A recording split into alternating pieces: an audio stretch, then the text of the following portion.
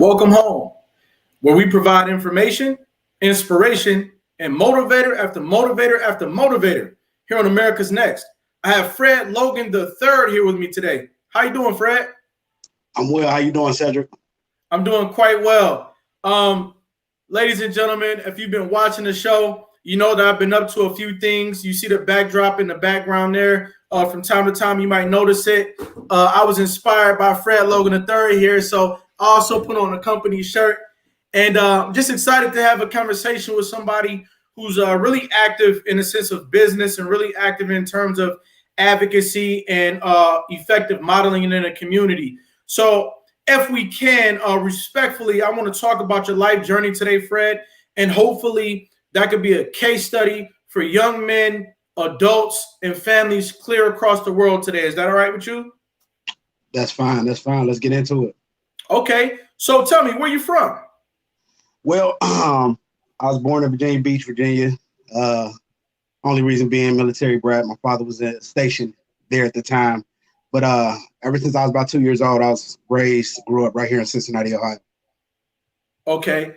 And what was it about the lifestyle of your father being in the military that made you aware that you were a military brat? What was it? Well, I think he got out of the military a few years after I was born, or real close to around that time.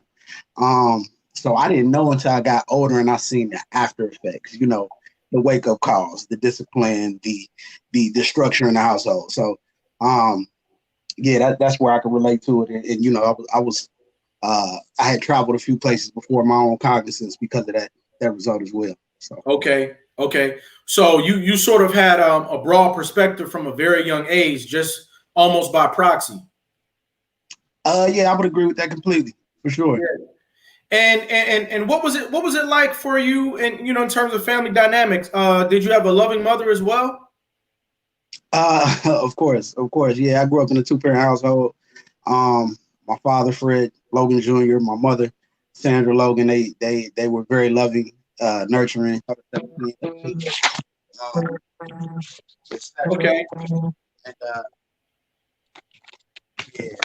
And yeah, so you were born in Virginia Beach. Were you ever able to go back to Virginia Beach? Oh yeah, I've been back a few times. I actually have a cousin that's stationed there right now in the military. So I've been back a few times. My dad retained some friends and people in the military there as well. So, I had actually some family that stayed out there for the first year, going back every year. So very well connected. Okay, your volume is a little low right now. I don't know if something's covering your microphone. You could turn your phone back up. Yeah, so ladies and gentlemen, if you're just now tuning in, this is definitely going to be a great conversation. I want you to grab a friend, grab a family member, and have them to tune in here as well, because there's something here for everybody. And Fred, just like me, has a family in the house right now. He's an active father, and he's making his best way, just like I am, to bring you guys this story today. So bear with us. Now, Fred, at about the age of 2 years old, you said you guys moved to Ohio? Yes, sir. Did my volume correct this up a little bit? It's a little bit better. Okay. Yeah, we moved to Ohio. That's where my mother's family, actually, both my grandparents were at the time. So, on both ends, for my mother and my father, that was, their decision to move home and be around family where, they kind of had help with us, me and my sister growing up, and support of that nature. Sure. And so you also have family in Ohio then?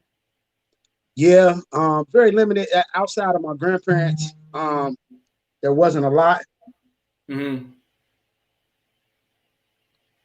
Outside of my grandparents, there wasn't a lot. Both of my parents' roots are in the South. My dad being from Lexington, Kentucky, and the Logan name is pretty strong down there. And then my mother being from Nashville, with the Watkins and the Kennards, and they're pretty strong down there. So their roots are outside of Ohio, but their immediate family was here at the time they moved here. Mm-hmm. Did you grow up feeling like you had a family legacy? I say that's something I've struggled with, because I to answer your question, no. there was no immediate legacy that I could see. But I say that with all due respect to my mother and father, because they preached it constantly and I watched them build it constantly. And now at 30, I definitely feel like I have, a set of shoes to fill and a legacy to uphold going forward, and also to pass down to my children. Okay. Okay. That being said, can you walk me through a day in the life of Fred, let's say at 5 years old? What was a day in your life like? Oh man, it was a ball to say the least. I mean, it was video games and I played a lot of sports, man. It was probably football, basketball, baseball season, whatever I was doing at the time. Riding bikes with friends, stuff like that. It was that was pretty much my everyday. Less my dad had me cutting grass or washing cars or doing some type of chore around the house. Right. You know, a lot of conversations that I have in general, not necessarily here on the show, and I talk to people and they tell me about, the struggles and the adversities that they had as a child. Sometimes people's families are so torn apart before they're even born, and I've even heard where people will connect dysfunction or brokenness in their family to the race that they belong to. But that will be not true in your case. I just can't look at you and say, hey, I'm pretty sure your father wasn't there. I'm pretty sure you had a dysfunctional family growing up. And so it's very refreshing to talk to somebody who is not coming from that perspective. Um, I'll say to touch that from a few angles. It's different. It's different growing up in our community, in the Black community with a family structure. It's different when you're perceived by the other communities as well not to have a family structure, and they're surprised when they see it. But it's something that it took me a long time. I probably even well into my manhood to be able to embrace that and to realize the good that came from it and the good that comes with it. But yeah, that is definitely it's definitely a different feeling when you start to notice all of your friends and everybody you're coming up with, their households just don't look the same. Right. And that being said, do you keep in touch with any of your friends from childhood today? Yeah, plenty of them. Actually, quite a few of my elementary buddies and childhood friends, we're in business together now. Wow. I got one guy I went to elementary school with, and he does heating and air conditioning. Another guy that does concrete. Another guy that just does remodeling, drywall, things of that nature, laying tile, and we try to collaborate as much as possible. Wow. Would you like to recognize some of those guys right now? Oh yeah, no problem. Jarrell Johnson with JCR Remodeling, um, Joe Rice with Rice Construction LLC, and Darnell Sharp with Sharp Air Solutions. Wow. So between three friends and you guys stick together like friends should, you guys have remodeling, construction, and HVAC. Is that correct? As well as electric. I do electric myself, so yeah. Wow, including electric. What's that like? Talk about that dynamic, being able to call three or four friends and you guys effectively are a corporation when you walk into a building or a house space. Well, it's inspiring. It's humbling. It's humbling to say that there's so much more work to be done in that lane. There's so much more growth to be had as we continue to grow our individual journeys. But to come together and be able to put some projects together, and there's very few Black builders nationwide. But that's something we've all talked about getting into. So it's very it's cool to say the least. It's cool to be able to say, yeah, I got a guy for you when I'm at a customer's house, and it's also just proof of how strong the Black dollar and community could be as well. The way we bounce work off of each other. I will say a good 30% of my business comes just from word of mouth from those guys referring me, and I try to swing it back their way. Wow. Basically what you're saying is that you all are doing something that in barbershop conversations we say needs to be happening, but a lot of people don't really figure out how to do it, or they don't actually get around to doing it. They're wishing that we did more of it, but in your environment, in your world, you and your friends actually keep dollars in your community. You circulate them amongst one another, and you help each other to grow economically. Yeah. Yeah, said that. I mean, it's very interesting. It's something I try not to talk about as it's happening. But it's something that's definitely in the back of my mind at all times. Um, I'm always real conscious of who I'm using when I'm referring business, who I'm shopping with, who I'm spending my money with, and I hope that energy comes back to me. And 9 times out of 10, it does. Um, so yeah, it's definitely a interesting fact. It's probably something I noticed when I was serving tables, man. You have a lot of people, even some of our own, that would look up and be like, I don't want to take them. You know, that table 10, 15 black people coming in late at night. And me personally, that was my challenge, you know, to make the experience enjoyable and to make my money as well. And that's where I first noticed, you know, how strong we could be with each other. You know what I'm saying? When we change that narrative and that perception of how we look at each other. Right. And I also heard you say that you were waiting tables. So it's not like you just started out in your own business. You actually, started from, a whole different capacity, so to speak, and kind of worked up to where you are today. Agreed. Like it was it was a journey. I had to find myself. I went down several different paths. I did college. Um, I did several Fortune 500 companies, 40 hours a week, office jobs. You know, I did a lot of things before I found my lane and actually went back to my roots and wanted to follow in my father's footsteps. But serving tables was one of the better ones for me. I kind of found something I was good at there.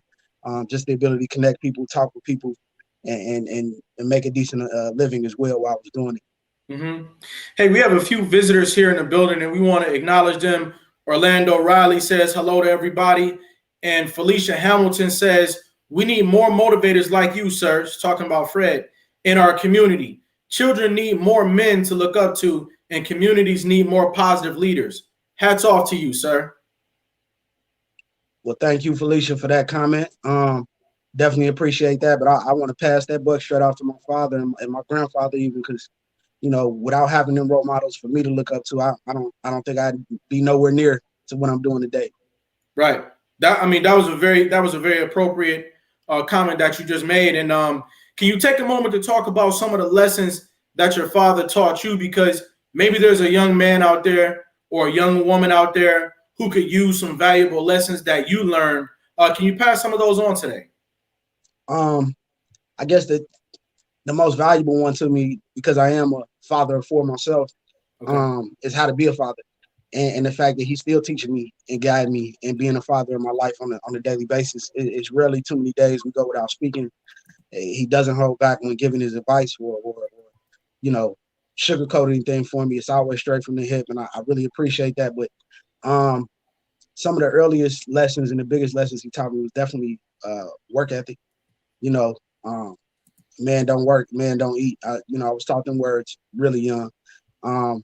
But outside of that, just how to be a family man, and and I guess building something for your kids, for your family, for your legacy, and everything you put in your work. You know, being a representative or speaking, for that aspect of your life.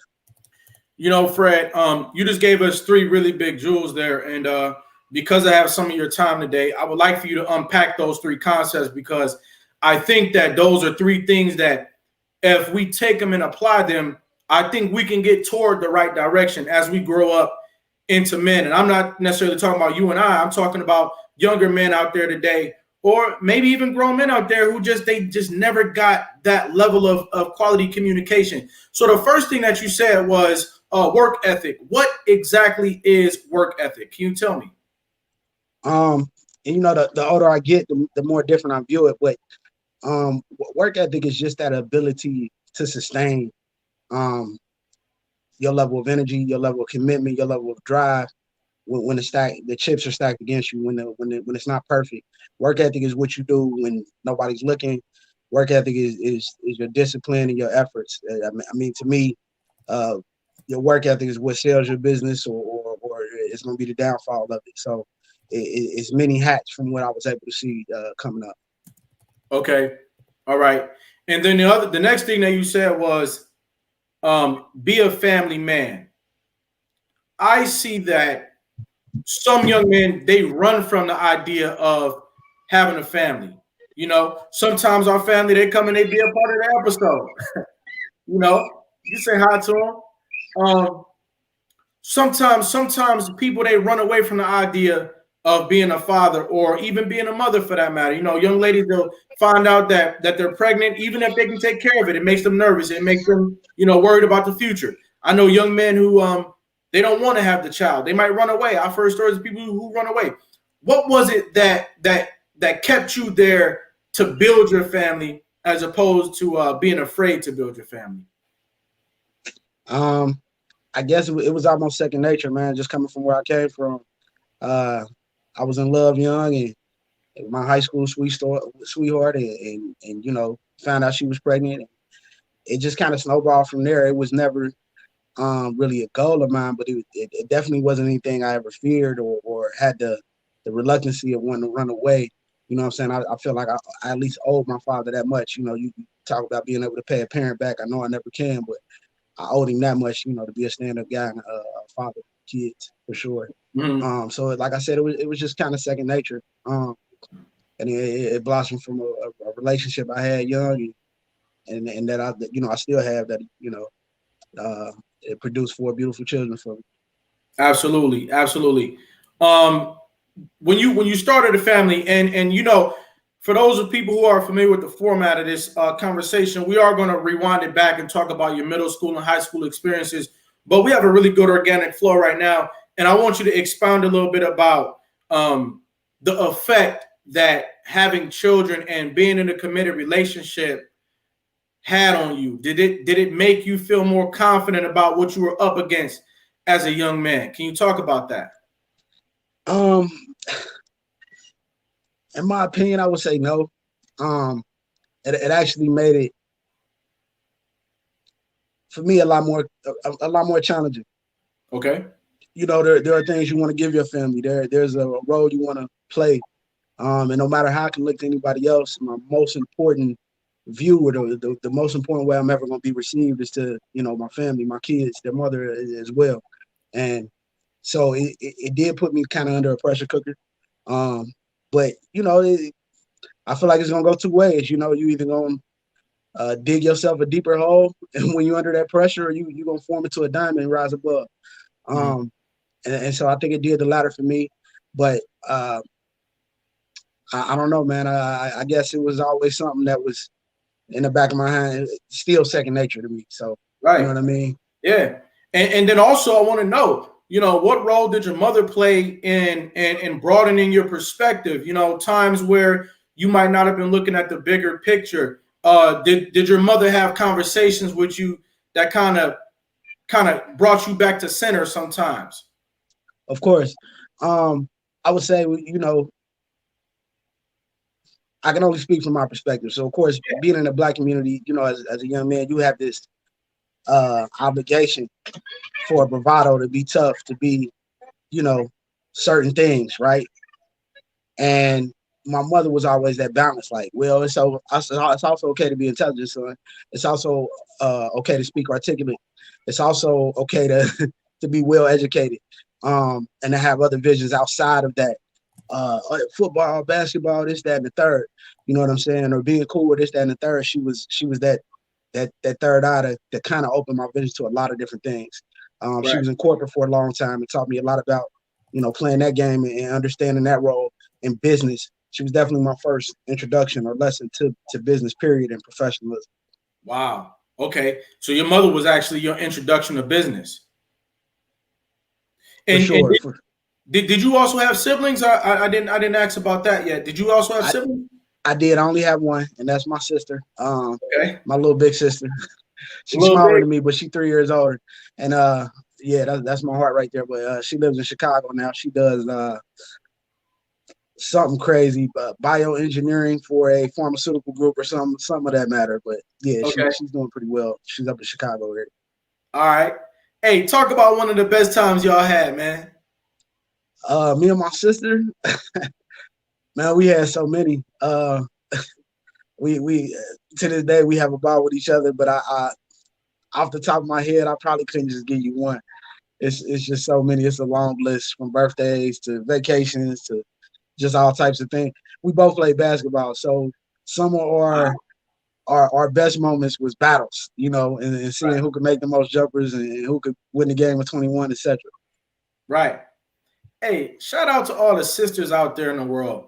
Shout out to all the sisters. Sister is a strong partner in life. It's your fellow comedian, your fellow wing person, somebody that's gonna come through and save your day.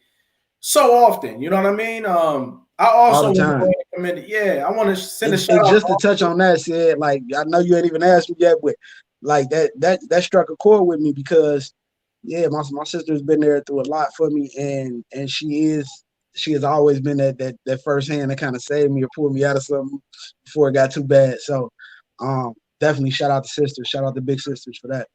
Yeah, it actually kind of struck a chord with me too, man, because I think about how much love I have for my sisters, and not always just my sister. If I meet your sister and we communicate and I see the type of person that she is, well, guess what? I love your sister too. You know what I'm saying? And if I were to bring my sister around you, I would guess what? I would want you to love my sister too. And so I want you to kind of expound on what do you think about it when people say we don't love our women and we don't protect our women enough. Is that true? Again, so I met a guy actually doing my apprenticeship for electric through a company called Junior Electric. But I met a guy, and he was real deep. He asked me a lot of profound questions, like every morning we talked about life. He was younger than me, but I found a lot of wisdom in him. And so he said, he was challenging my thought to say, are we really experiencing these things, or is it just that the narrative hasn't changed and that we're going with the narrative? We're going to, oh, we don't stick together. We don't protect our sisters, this, that, and the third. So that was new to me. That was news to me. I've always been a gentleman. I've always been the type to protect my sister or a female in general. Um, but that's how it was taught to me from my father. That was first and foremost. My sister might be able to get away with murder and put her hands on me, but I bet not dare. And he wouldn't want anybody putting their hands on my mother. And it's just always been that protection, protection, protection, protection. Whether it's my sister or mother, has been drilled into my head since I was a kid. Mm-hmm. I'm gonna ask you an open-ended question, and we're gonna do a lot of that today because one thing that I learned along the way is that no matter what I think about myself in the world, people don't know me, and people don't know you. They're learning about us both today. So I think no question is a stupid question, and I want to ask you, what is dignity? What is dignity, and are we losing it as individuals out there in the world?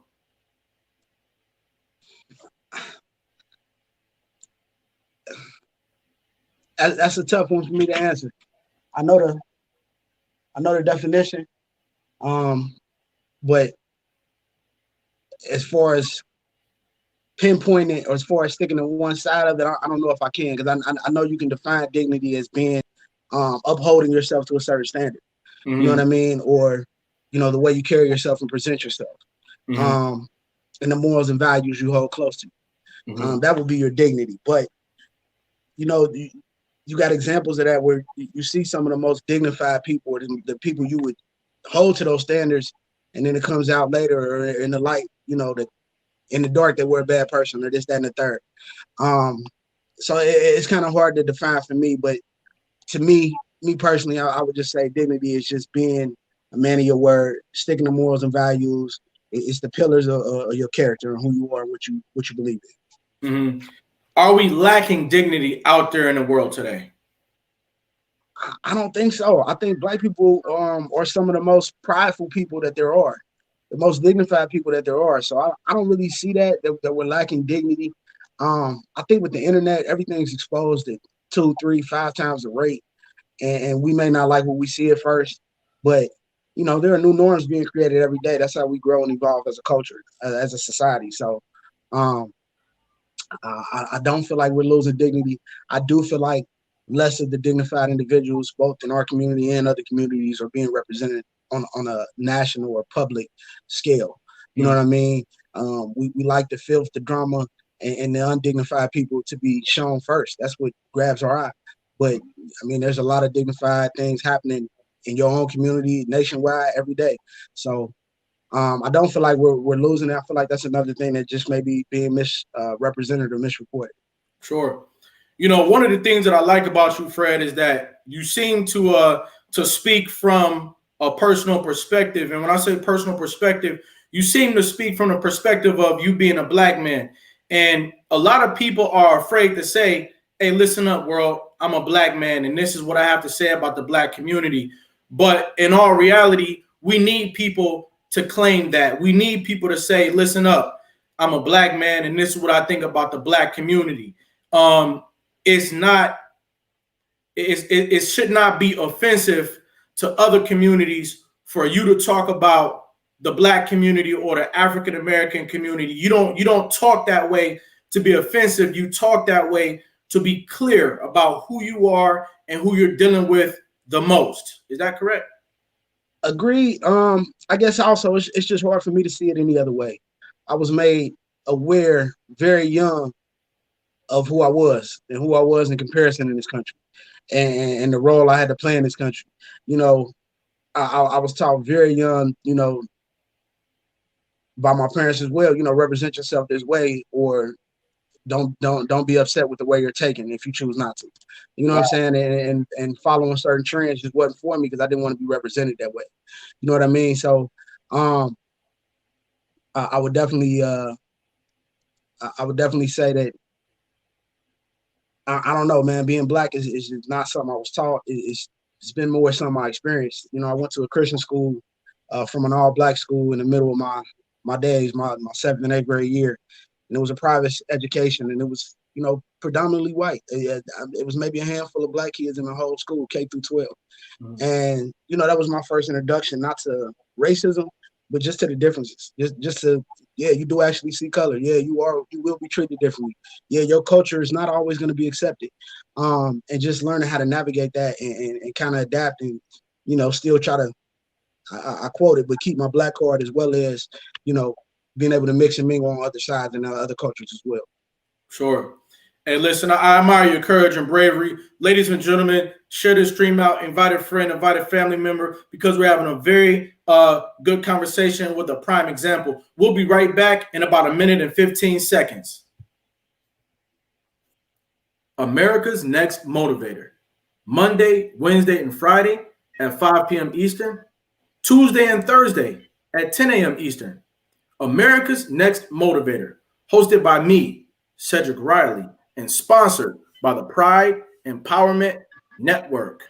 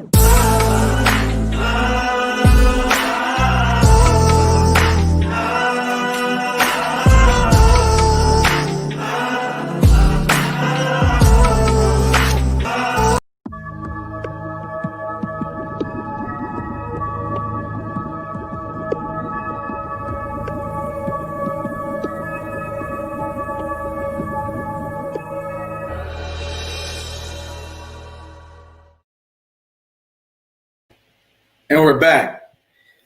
Hey, Fred, you were actually getting real deep just now, and we're going to retouch on some of those topics. But I want to talk about, what were you doing in middle school? I'm trying to understand how you became the man that you are today. What were you up to in middle school? What were you doing in your social life? What was going on? I guess, well, I mean, my 7th grade year, I was just, I don't know, man. Trying to find myself, a little bit of a clown, got into fights, got in a little trouble in school. And then so my 8th grade year, my parents were like, yo, doing private school. That's what's going on. And so I get into this new environment, and my 8th grade and my freshman year, it's just it's changes you have to adapt to. It's just a different culture. It's a little bit of a culture shock, and you're like, oh, that's how we play the game here. Cool. And you just adapt, you roll with the punches, and I don't think my grades really changed. I don't think my experience of life really changed. It's just a chapter in my book that opened and closed for 2 short years.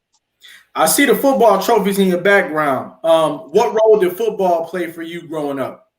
Well, those are actually my sons. They're trying to carry on tradition. But, man, football was my exposure to weather conditions. Football was my exposure to work and work ethic, 2-a-days. I mean, being bleeding and stepped on and hurting games, and your coach like, I don't really care. I need you back out there. It teaches you a lot of principles that I uphold to this day. You know what I'm saying? Like, is it wrong or harsh to say nobody cares? No, that's the truth. 9 times out of 10, no matter how bad you might be hurt or what type of situations you may be going through, your boss, your customers, people you are involved with every day, they don't care. They don't have time to care. So it's best that you learn how to compartmentalize, basically suck it up, and move forward with your goals at hand. Mm-hmm. You see a place for sports in the lives of children going forward right here in America. Oh yeah. I just feel like sports taught me so much. First thing it taught me was how to work for a goal. Second thing it taught me was accountability. If I didn't make the team, or if I wasn't starting on the team, my dad was never the type to go talk to a coach. It was, hey son, you ain't been working hard enough. Get busy. And so it just taught me a lot about life that I didn't even know it was teaching me at the time. And it's principles I hope, or I don't really even see another way of teaching my children. Right. Yeah. Sports definitely is a way to teach valuable lessons in life. And I think it's important to maintain a sport, social life, and academic balance in our communities, in all communities, because it's nothing worse than somebody who played sports, but they didn't develop off the field or off the court. What do you think about that? Agreed. And you see a lot of instances of that where there's a lack of balance, and then you have really talented individuals who end up squandering the opportunity just based off that fact alone. They were a heck of an athlete, but not so much in the classroom or not so much in social settings, and then they got in trouble and kicked out of school, things of that nature. So it's definitely important to be well-rounded. Right. Definitely something I can say. Both my parents strive for me to have, social life with friends, females, sports, working a job in high school, etc. That I had that balanced time to wear several different hats. And that would continue to be life. Right. So as you moved into high school, who did you think that you were going to become? What did you want to be? I just had a laugh about this on social media the other day, where I was sharing my senior picture, and I had on this pinstripe suit, and my mother's mind and mine as well. I was going to be a lawyer. I went to school for law for 3 years. I mean, I didn't do bad academically. I just changed my vision at some point, but you couldn't have told me at that time that I wasn't going to be a lawyer, a defense attorney to be exact. Wow. Let me ask you something. On this picture, you with the pinstripe suit, did you still have the tag on your sleeve or what? On that said, I'm going to request that you mind your business. Next question. Hey. Nah, but I was a little inexperienced at the time. I was a new suit buyer. I'm like, oh, this suit's fly. I'll take that. And, I never made it around to cutting the tag off. We know better. Ladies and gentlemen out there, when you get your new suit, cut the tags off, please. You don't want to be walking around with the tags on like Fred. You definitely don't want it in a picture to be remembered. Hey, okay, so you want to be a lawyer. So then, I mean, were you a big debater? Were you a big debater in school? Did you like going back and forth with people? Who are you in that arena? Yeah, I think I do. I think I'm a talker. I think I like to debate. I think, I'm educated, well-rounded on quite a few different subjects. But actually, I guess my heart was in a different place. I wanted to help people. I wanted to help people that couldn't afford attorneys and stuff like that. I wanted to be able to get people off when I seen, you know, the unfairness in the judicial system, and you know how it's different for us versus them, and vice versa. But so that was kind of my vision at the time. But yeah, I was a little bit of a debater and a talker, and I like the attention and stuff that, you know, that came with it. I actually was on the forensics or the debate team in college. Wow. All right. And I take it you probably were driving at this time as well. Yeah. You know, I live in New York now, and Brooklyn, New York to be exact. And it's not uncommon for somebody who's a senior in high school to not have a driver's license and to not be driving a vehicle. But for you, a lot of your high school seniors, peers, y'all were driving cars. Is that correct? Agreed. It's almost a rite of passage up here. 16, 17, you're getting the keys to, you know, the elders' whips or cars, or you getting the keys to your own. But you know, there was the fair share classmates that didn't have that experience as well. So I think that really depends on, you know, where you come from, how you come up. Some parents believe in and teaching them that responsibility young, and some would prefer for them to hold off. So but yeah, I would say it was more common in my area in the high school I grew up in. Yeah. Now, the reason why I wanted to ask that is because my mother told me something when I was younger that kind of stuck with me. And she said, listen, you are a young black man and you're driving and you're living out here in the suburbs. And the police don't always get you because you're doing the wrong thing standing outside. A lot of the time, the police, they approach you in traffic. Was that ever your experience? Several times. I mean, I guess from my first experience with the cops, you know, I was on my way to a high school football game. I got pulled over in the middle of the road with football jersey on, school uniform, pants on, and was accused of robbing a bank. So, you know, not dressed as a bank robber or a villain of any type, but, you know, that's how I was characterized. So, you know, I've had my car illegally searched and torn apart, basically, you know, searching for drugs as a minor. And, you know, at the time, I wasn't dealing drugs or nothing like that, but I definitely say my experience has been different than, you know, counterparts of other cultures. Now, did that make you apprehensive about driving? How did that affect your relationship with police going forward? What were some of the thoughts that you had in your mind about surviving in traffic as a young black man? It's just always something to this day that's in the back of my mind. You know, of course, now I'm a lot better at making sure, you know, my tags are legit, cars maintenance and up to date, and there's no reason for me to be stopped. But yeah, it's definitely, you know, the talk that my parents had with me when I first got the keys was, hey, it's a little different out here, and if you are to get pulled over, then I definitely expect you to act in this manner and conduct yourself this way. And the reason being is I need you to come home. You know what I'm saying? And the reason being is, you know, have them call me first and let me deal with that. And you are to get yourself in a no confrontation or, you know, any type of situation with the police, you know, based off your interaction. You have no control over them pulling you over, but your interaction shouldn't worsen the situation. It shouldn't cause you not to come home to me. That was my father and my message to me, basically. You know what, Fred? I think this is another teaching moment for our audience out there. You know, there could be people who they don't get to look at the world through a young black man's lenses very often. And so to hear you talking right now is a commodity and it's extremely valuable. I wish I could pay you for being here today, but we're all giving back to the community here at America's Next Motivator. For sure. You mentioned don't do anything to get pulled over in the first place. For those young people out there or even adults out there who don't know some of the tips that they can be doing to not get pulled over in the first place, I know one of them is making sure that your headlights and your tail lights are in working order. You can get pulled over for that. Do you have any other things that people might not know about?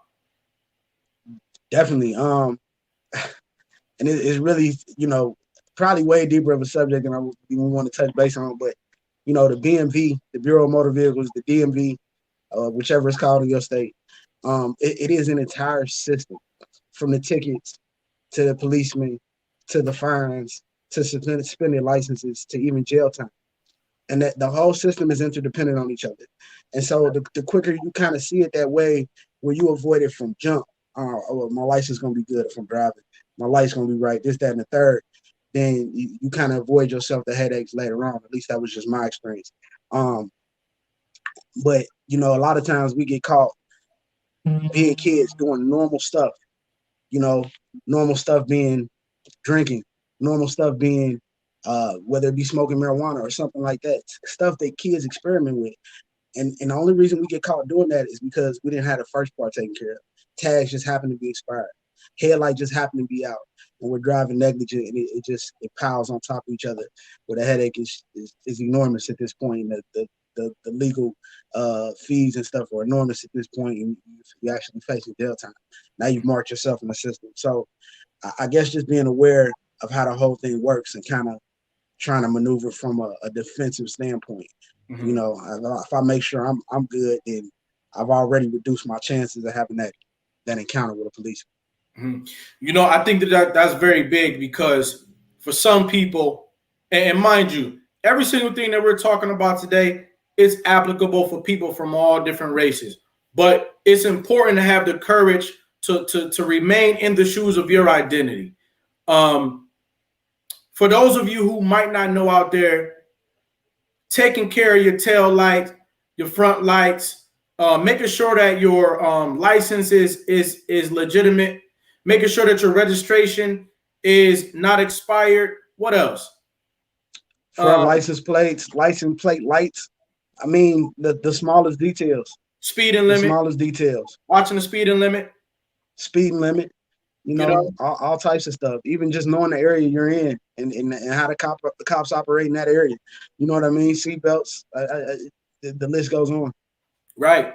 And then the other thing is, instead of you getting angry about it, saying, hey, man, I'm always getting pulled over for this and I'm always getting pulled over for that, it sounds like you decided to get all of that type of business in order. You know, you wisened up about it, as opposed to allowing it to make you angry. And that's one of the things that helped you to pretty much circumvent some unnecessary problems. I mean, sometimes while it might be an inconvenience that you got pulled over, instead of getting angry, sometimes you got to take a step back and look at the situation and say, hey, but I do need to have my business a little bit tighter. You know what I mean? But then the other thing that I also heard you say is, make sure that your conduct is appropriate. You know, you don't want to throw a temper tantrum or be argumentative with the police, because at the beginning and the end of the day, they're a police officer. You're not. You want to go home. And so, you know, think about your parents if you get pulled over out there. Think about your family and realize that these people want you to come home. Is that correct? Agreed.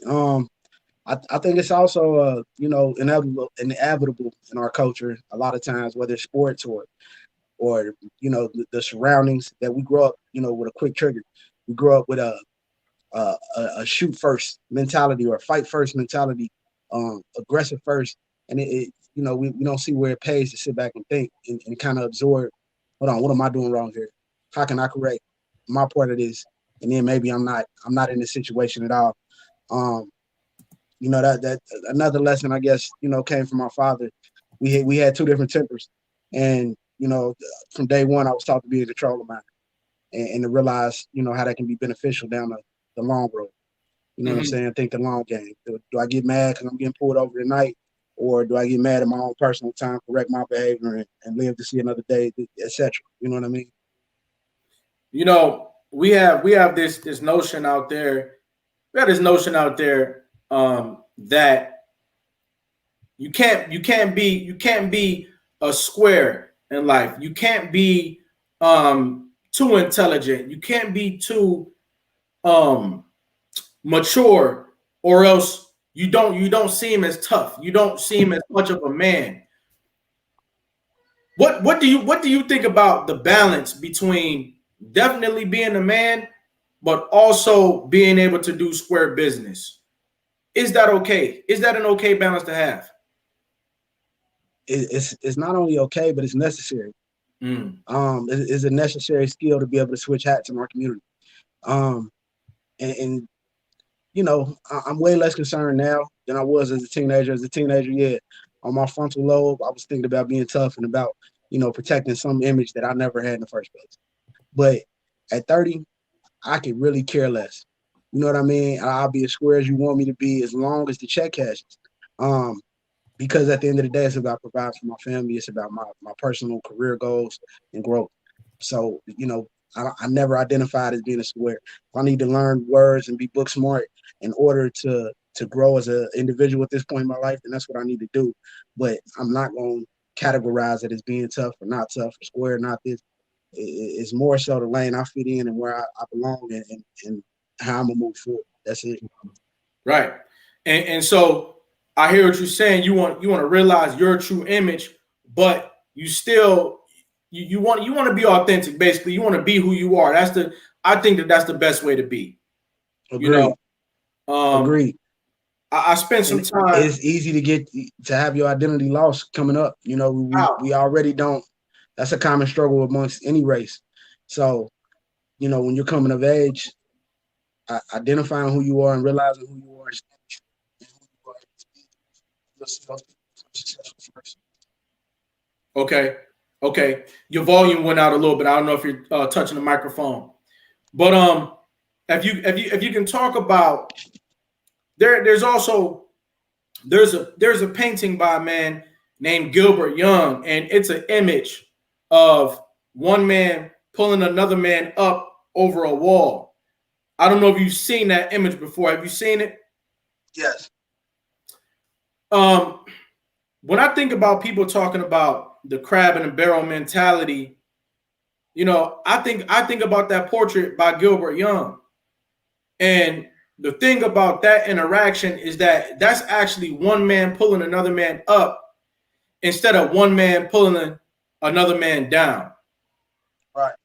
Um, do you think we need to reevaluate the crab in a barrel mentality that goes on in our community and start to teach people that, hey, I know when you look at the image of two people tugging and tugging, guess what? If you're going to do it right, they're not actually pulling each other down. They're actually pulling each other up. Do we need to have that conversation? Definitely, it's better to be had at a young age. You know, I think with constant. Hold on, you're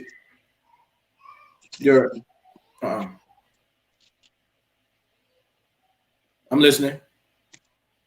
But yeah, I would say it's definitely a conversation that needs to be had.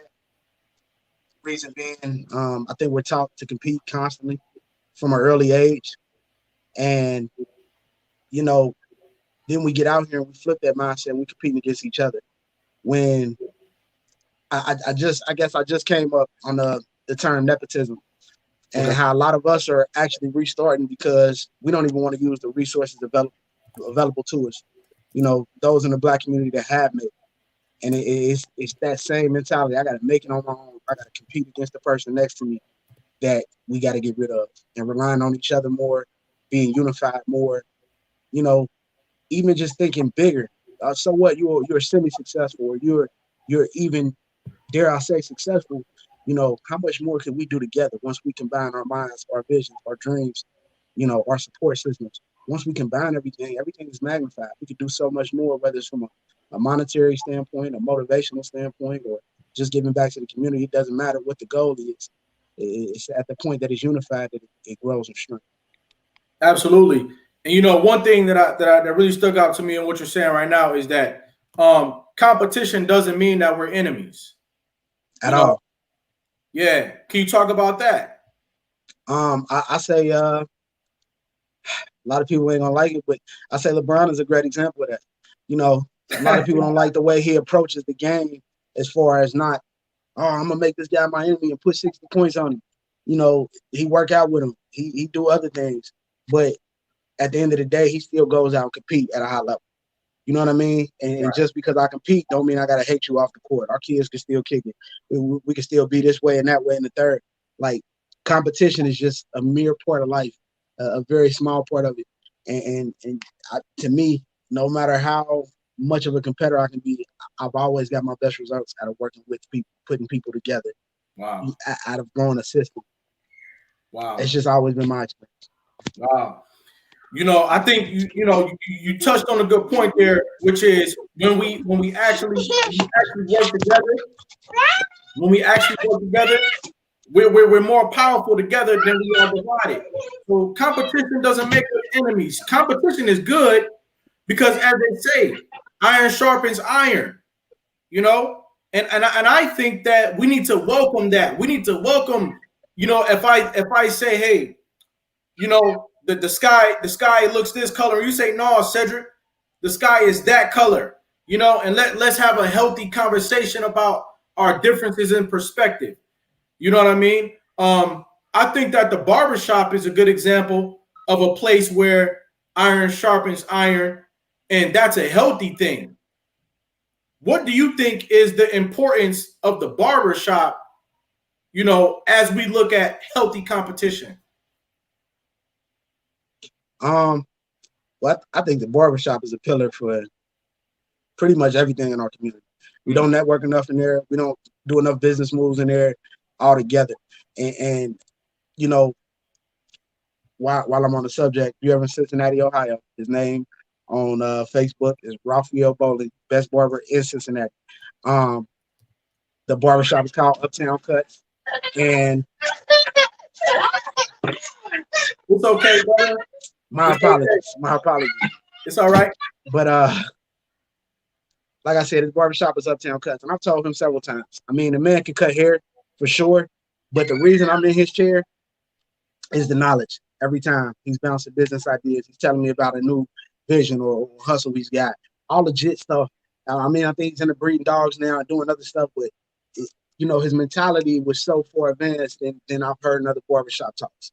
You know what I'm saying? And like I said, I needed a lawyer one time. I found my lawyer in the barbershop. We don't use that place enough to network, bounce ideas off each other, rely on each other, kind of as our meeting place, our meeting quarters. Right. Now if we can, I want to switch gears a little bit because I noticed that you have on an FNS shirt right now.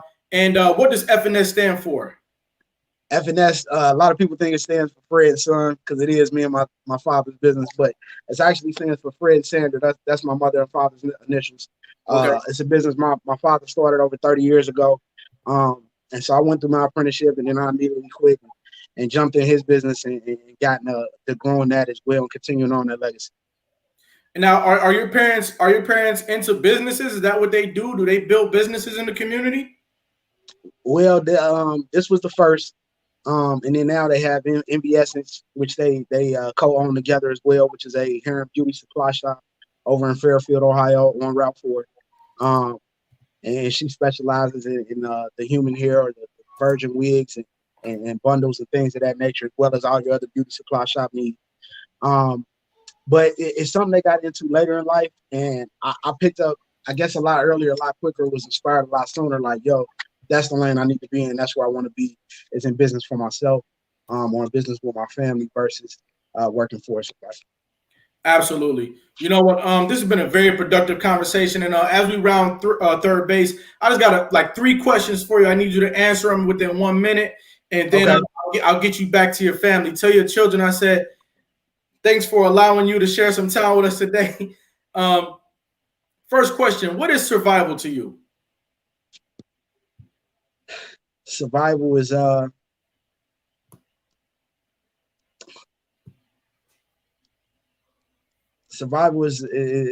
basic needs: food, shelter, and water. Survival is providing for my family. Survival is being able to wake up another day if I'm granted the opportunity. Absolutely. What is success to you? Success is actually being able to grow and or flourish in that same life. So I've conquered survival, and I'm living and breathing every day now. But now success is about accomplishing goals, and about the path I walk. What is greatness to you? To me, I guess greatness is the after effects of the first 2 mentioned. Greatness would be once I've set those goals, once I've walked that path, once I've mastered surviving, Greatness would be now, what do I do with it? How far do I take it? Do I show a never quit type attitude and grow it as far as I can and really leave my stamp on this planet, as well as legacy for my family and children to follow? Fred, I want to let you know that I respect you. I want to let you know I see the hard work that you're putting in. I see the consistency and the commitment to your family and your legacy, and I think it's great. Fred, I'm letting the world know and I'm letting our publics know that you are America's next motivator. Thank you, sir. Appreciate your time. Thanks for stopping by, all right? All right now. For sure.